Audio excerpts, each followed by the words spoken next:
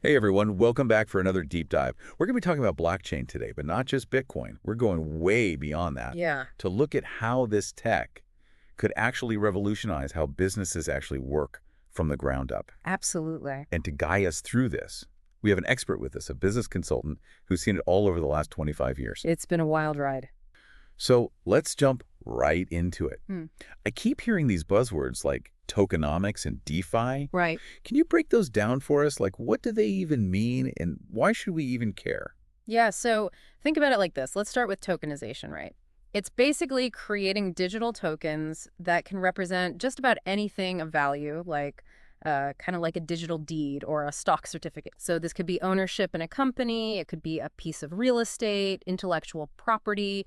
It's a broad spectrum of things. So it's like a digital piece of ownership in something. Yeah, Yeah. exactly. Yeah. And that's where tokenomics comes in. It's basically all the rules and incentives built into how these tokens actually work. So it's not just owning something, it can actually change how a business, operates at its core. Exactly. Yeah. Like programming a mini economy right into the business model. Think of it this way. Imagine like fractional ownership of a solar farm. Okay. Tokenomics could actually automatically like distribute the profits based on your energy usage. So it's a self-sustaining thing. That's a cool example. So then you add DeFi to that. What is DeFi adding on top of that? Right. So DeFi uses this blockchain technology to create financial services that totally bypass the traditional stuff, like banks. So think loans, investments, even insurance, all happening directly between people, and it's all governed by these things called smart contracts. Wait, hold on. Before we go too far, let's talk about these smart contracts Yeah, because yeah. I feel like we need to explain those. Of course. They sound very futuristic. It is pretty futuristic, but it's also becoming a reality. Think of them like self-executing agreements. Basically, they're written in code, and once certain conditions are met, boom, the terms are automatically enforced right there on the blockchain. So there's no need for lawyers or contracts. It's all pre-programmed in Yeah, exactly. and happens automatically. Exactly, and it's all transparent too, which is huge. It seems like this would be like massively more efficient. Absolutely. Take, for instance, supply chain management. Imagine tracking a product's entire journey from the factory to your doorstep. Smart contracts could handle everything, like automating the payments, making sure everyone is accountable, all on the blockchain. That's incredible. So we're talking about like limitless potential here. Automating these huge agreements, streamlining supply chains. It sounds like these smart contracts are like essential for this whole thing to even work. Oh, absolutely, yeah. And it gets even more interesting when you start combining these smart contracts with what are called DAOs, Decentralized Autonomous Organizations. Okay, DAOs. I've heard that term before, but I'll admit I don't fully understand them. Yeah, no worries. Break it down.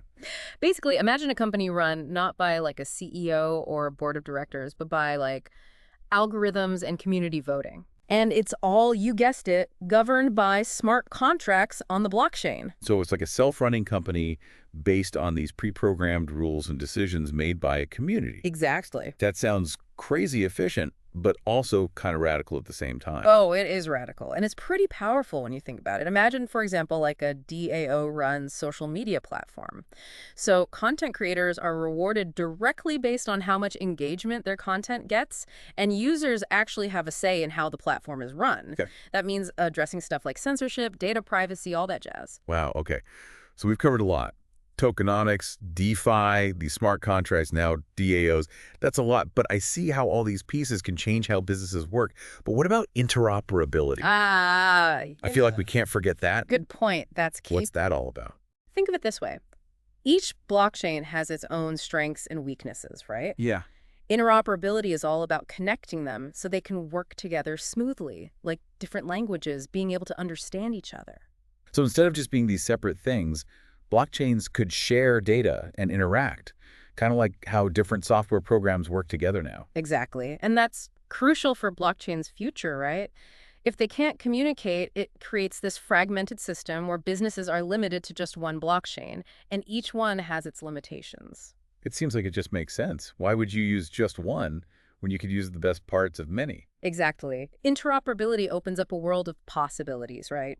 Think about a future where you can easily move your assets and data between different blockchains, using the best platform for whatever you need to do. This all sounds amazing, but we got to talk about the downsides too, right? Like, it can't all be perfect. There got to be some speed bumps on the road to, changing the world with blockchain? Oh, absolutely. There are definitely some hurdles. One of the big ones is, no surprise, regulation. Governments are still trying to figure out how to handle this whole blockchain thing, and it makes businesses a little hesitant to jump in head first. Yeah, that makes sense. It's like trying to fit a square peg in a round hole, right? Like Yeah. trying to use old rules for something totally new. What kind of regulations are we talking about specifically? Well, for one, how do we define these tokens? Are they like stocks? Are they utilities? Something else entirely?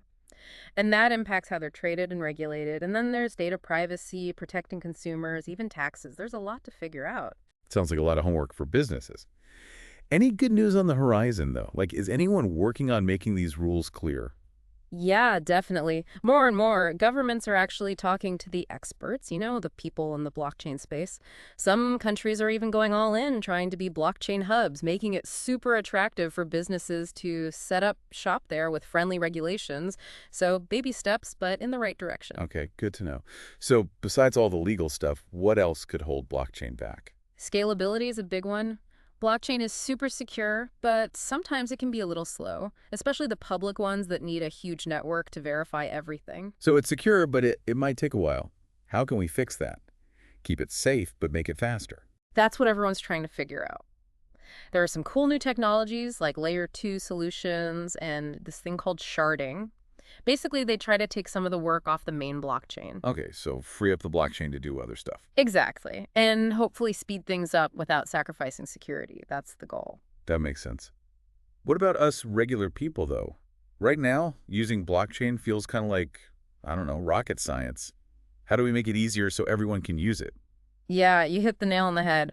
For blockchain to really take off, it's going to be dead simple to use. Right now, it's still mostly tech people, but we need it to be as easy as, like, checking your bank account on your phone. Exactly. So user-friendly is key. Anything else we haven't talked about yet that we should keep in mind? Oh, definitely. We got to talk about education, big time. There are a lot of myths and just plain wrong information about blockchain out there. Yeah, people hear about Bitcoin crashing and think the whole thing's a scam. Right, and we need to separate those things, highlight what blockchain can really do, like making things more transparent and efficient, real world stuff, not just the hype. Show the actual benefits. Okay. That makes sense. And speaking of real-world stuff, what about security? Like, we hear about all these hacks. Is blockchain really that secure? Good question. The technology itself is really secure because it's built on all this complicated math and cryptography. But sometimes the problems come from how it's used, like in smart contracts or other applications built on top of it. So blockchain itself might be okay, but the stuff we build with it could be vulnerable. Yeah, it's like anything else. It's only as strong as its weakest link, right? That's why we need super thorough security checks, careful coding of these smart contracts, and we always have to be researching new ways to stay ahead of the bad guys because they don't quit, so neither can we. It's a constant arms race, basically. Yeah. And blockchain is changing so fast it's hard to even keep up. So much to think about. It's kind of overwhelming, but in a good way. Yeah. We've covered so much ground, from the nitty-gritty of how this tech works to the real-world challenges and, like, what it could actually mean for how we do business. Yeah, it's a lot to unpack, right? And the crazy thing is, we're just getting started. Think about it. We're at the very beginning of something potentially huge. Kind of like the early days of the internet. I like that comparison because we can kind of see where things might go, but we don't even know all the possibilities yet, right? Exactly. And just like back then, it all boils down to how we actually use this tech. That's where it gets really interesting, the human factor. What do you mean by the human factor?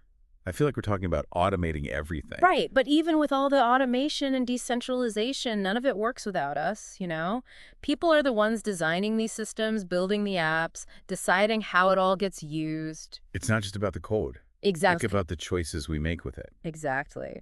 And that brings me to something super important that I think sometimes gets lost. Trust. Trust. How does trust fit into this whole blockchain thing? Well, at its heart, blockchain is all about building trust, but in a way that doesn't need a central authority. Think about it. Tamper-proof records, total transparency, agreements that happen automatically. So we don't have to rely on middlemen or hope people are going to do what they say they will. Exactly. The trust is built into the tech itself. Wow. That could really change how we think about business, couldn't it? Like, imagine a world where you don't have to worry about shady suppliers or contracts getting broken. It just works. Exactly. More accountability, smoother transactions. It could even give smaller businesses a real shot competing with the big guys because everyone's playing by the same rules. That's pretty powerful. This cat could level the playing field. That's something I hadn't even considered. It's a big deal, but we got to be smart about it, right? Building that trust means thinking about ethics, security, making sure this tech is used for good. It's not just about what we can do, but what we should do. So again, the human factor. Well, This has been an amazing deep dive. I've learned so much, and I think our listeners will too. There's a lot to be excited about for sure, oh, absolutely. but we've also got to be cautious and make sure we're using this tech the right way. Couldn't agree more. It's an exciting time to be a part of this. Totally. To wrap things up, I want to leave everyone with something to think about. If blockchain really is about building trust, how could it change not just business, but our relationships, our communities, even what it means to be human in this increasingly digital world? That's something to chew on. Until next time, thanks for joining us on this deep dive. Thanks for having me.